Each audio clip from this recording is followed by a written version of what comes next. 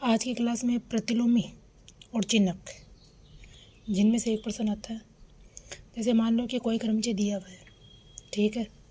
अब उसमें क्या करेंगे हम कि एक के साथ सभी अवयव लेकर देखेंगे और उसके अगर प्रतिबिंब बड़े हो जाए तो वो क्या कहलाएगा, प्रतिलोमी कहलाएगा। जैसे एक के साथ 2 लिया तो 2 4 से बड़ा है नहीं, इसलिए लेंगे नहीं। फिर एक के साथ 3 लिया तो 2 1 से बड़ा है, इसलिए 1 और 3 हो जाएगा। फिर एक के साथ 4 लेंगे तो 2 और 3, तो 2 3 से बड़ा है नहीं, इसलिए लेंगे नहीं। फिर एक के साथ 5, एक के साथ 6, तो ये भी क्या है, 2 बड़ा नहीं है, 6 से भी 2 बड़ा नहीं है, 5 से भी, तो ये होगा नहीं। अब 2 के साथ सभी अवयव लेकर देखेंगे तो 4 1 से बड़ा है, इसलिए 2 और 3 हो जाएगा। फिर 2 के साथ 4 लेकर के देखेंगे तो 4 3 से भी बड़ा है, तो 2 और 4 भी हो जाएगा। 2 के साथ 5 लेकर देखेंगे तो 4 6 से बड़ा है नहीं, तो नहीं होगा। और 2 6 लेकर देखेंगे तो 4 5 से बड़ा नहीं है, तो नहीं होगा। इसी तरीके से सभी अवयवों को लेकर देखेंगे। तो इसमें क्या क्या आ रहा है, 1 3 2 3 2 4 5 6, ये आ रहे प्रतिलोमी। और इनकी जो संख्या होती है वो चिन्हक यानी सिग्नेचर होता है।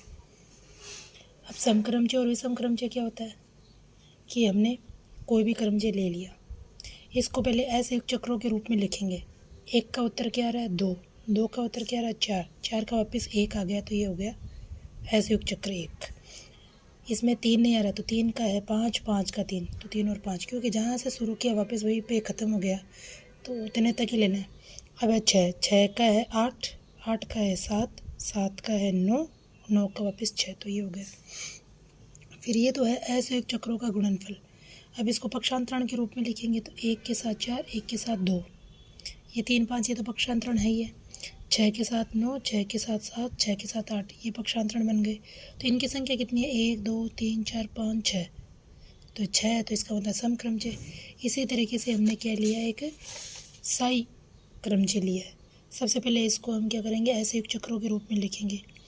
इसमें 1 का 2, 2 का 4, 4 का 1, ये बन गया।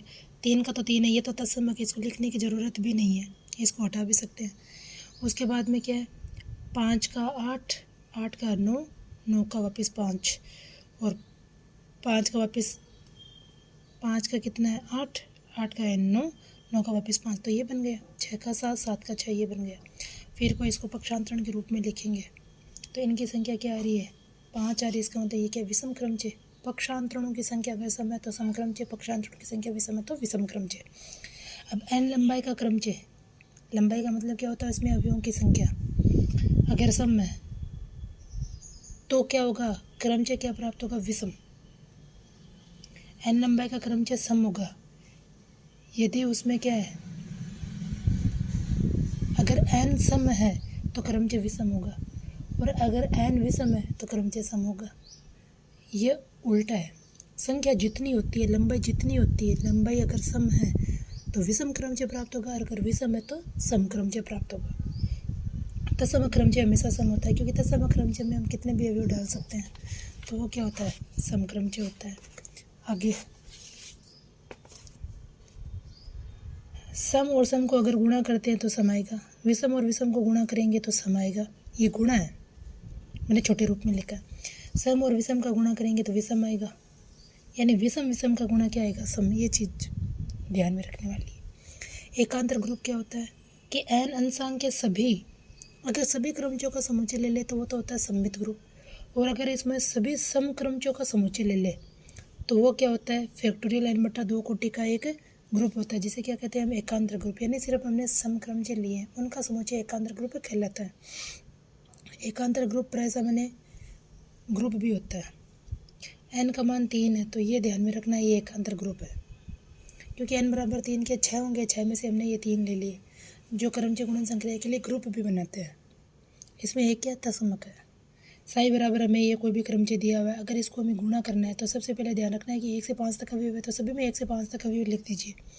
इसमें 1 का उत्तर 2, 2 का उत्तर 3, 3 का उत्तर 4, 4 का उत्तर 5, और 5 का वापस क्या है, 1। इसमें 1 का क्या है 2, 2 का 3, 3 का 1, बाकी 4 और 5 नहीं है तो सेम टू सेम लिख देंगे। जैसे इसमें 1 2 3 नहीं है तो इनका सेम टू सेम लिख देंगे, और बाकी जिनका है उनका लिख लेंगे। अब ऊपर 1 2 3 4 5 है, लिख दिया हमने। अब सभी का एक साथ ही गुणा कर सकते हैं। 5 का उत्तर कितना आ रहा है, 4, 4 का 4, और इसमें 4 का उत्तर कितना आ रहा है 5, तो लास्ट में उत्तर आ जाएगा 5। अब 4 का उत्तर लिखने की कोशिश करें तो 4 का है 5, 5 का है 5, 5 का उत्तर कितना 1, तो 1 आ जाएगा। इसी तरीके से हम पूरा गुणा कर लेंगे, फिर इसको ऐसे चक्रों के रूप में लिखेंगे, फिर इसे पक्षांतरण के रूप में लिखेंगे। तो पक्षांतरणों की संख्या विषम, इसका मतलब ये विषम क्रमच है और ये ऐसे चक्रों का गुणनफल है। अगर इसकी कोटि पूछे तो इसमें 4 और 1 का लसाअ क्या होता है 4 ही होता है, तो इसकी कोटि 4 हो जाएगी।